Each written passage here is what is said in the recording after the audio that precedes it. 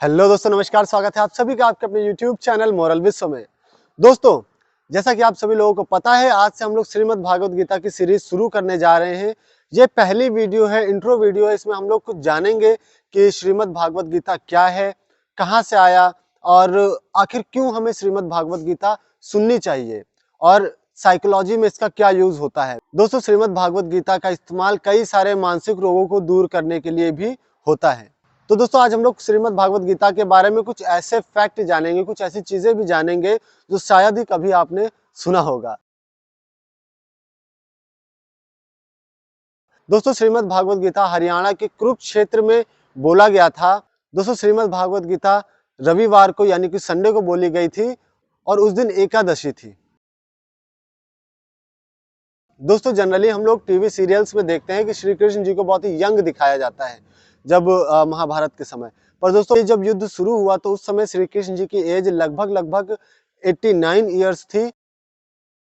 श्रीमद् भागवत गीता को श्री कृष्ण जी ने अर्जुन को 45 मिनट में सुनाई थी। तो दोस्तों, अब जनरली आपको लग रहा होगा कि श्री कृष्ण भगवान उस समय एजेड होंगे, पर दोस्तों ऐसा नहीं है, क्योंकि उस समय लोगों की लिविंग ड्यूरेशन बहुत ही ज्यादा होती थी।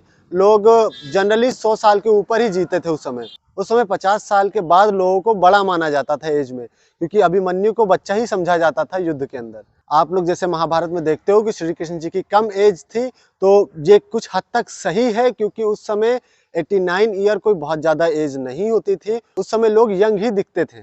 तो प्यारे दोस्तों, अब हम बात करते हैं कुछ गीता के बारे में। तो दोस्तों, जैसा कि आप सभी लोग जानते हैं, श्रीमद् भागवत गीता में टोटल 700 श्लोक हैं, जिसमें से 574 श्लोक स्वयं श्री कृष्ण जी ने बोले हैं और 84 श्लोक अर्जुन ने बोले हैं, और वहीं संजय ने 41 श्लोक बोले हैं और धृतराष्ट्र ने केवल एक श्लोक बोला है, वो भी गीता के स्टार्टिंग में।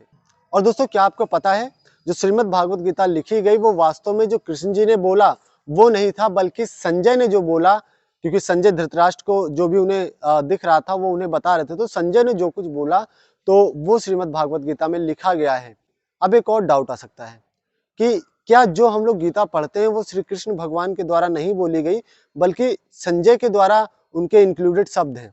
पर दोस्तों, ऐसा नहीं है, क्योंकि संजय एक मंत्री थे।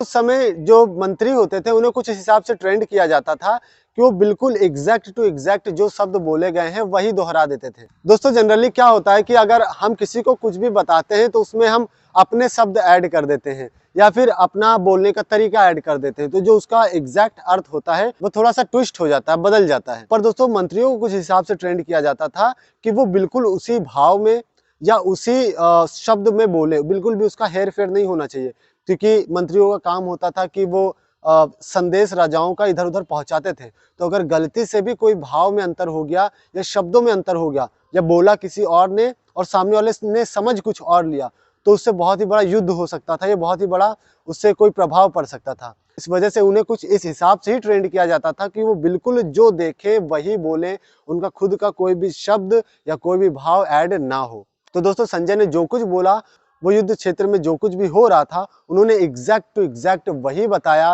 उन्होंने एक भी अपने शब्द को ऐड नहीं किया।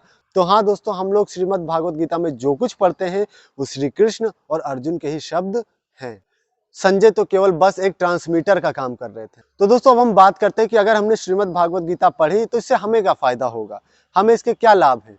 तो दोस्तों, श्रीमद् भागवत गीता केवल और केवल एक ऐसी पुस्तक है जिसको पढ़ने से हमारे जीवन की जितनी भी प्रकार की समस्याएं हैं वो ठीक हो जाती हैं, अपने आप ही ठीक हो जाती हैं। अब दोस्तों, ऐसा कैसे? क्योंकि इसमें इंसान के भाव को दर्शाया गया है, इंसान की मानसिक क्या समस्याएं हैं या शारीरिक क्या समस्याएं हैं, इनको अर्जुन के द्वारा बताया जाता है, या एक व्यक्ति के जीवन में क्या क्या समस्याएं आती हैं वो सभी उसमें बताया गया है, और कैसे श्रीमद् भागवत गीता में श्री कृष्ण जी उसका समाधान बताते हैं।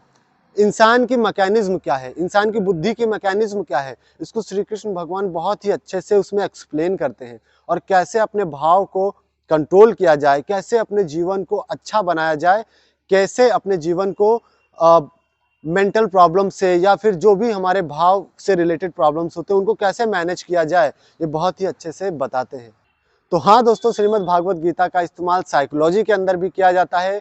श्रीमद् भागवत गीता थेरेपी के रूप में इसका इस्तेमाल किया जाता है और बड़ी से बड़ी मानसिक समस्याओं का इलाज श्रीमद् भागवत गीता से किया जाता है। और दोस्तों, श्रीमद् भागवत गीता केवल और केवल एक ऐसी पुस्तक है, उसको कई अन्य देशों में भी बोला जाता है, पढ़ा जाता है।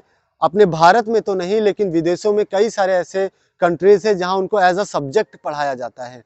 ऑक्सफोर्ड यूनिवर्सिटी के अंदर श्रीमद् भागवत गीता को एज अ सब्जेक्ट पढ़ाया जाता है। क्यों?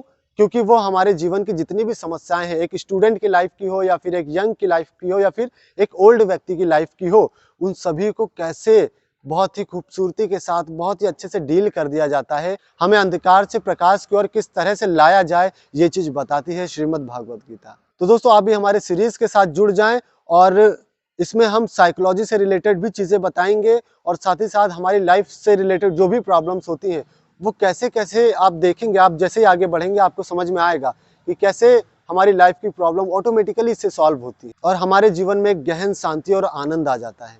तो दोस्तों, अगर आप अभी तक हमारे चैनल के साथ नहीं जुड़े हैं तो हमारे चैनल को सब्सक्राइब कर ले, बेल आइकन को नहीं दबाए तो तुरंत दबा ले, ताकि हमारे जो वीडियोस हैं उनकी नोटिफिकेशन आप तक पहुंचती रहे। तो दोस्तों, स्वस्थ रहें, मस्त रहें, टेंशन तनाव एंजाइटी को कहें गेट लॉस्ट। नमस्कार, जय श्री कृष्ण।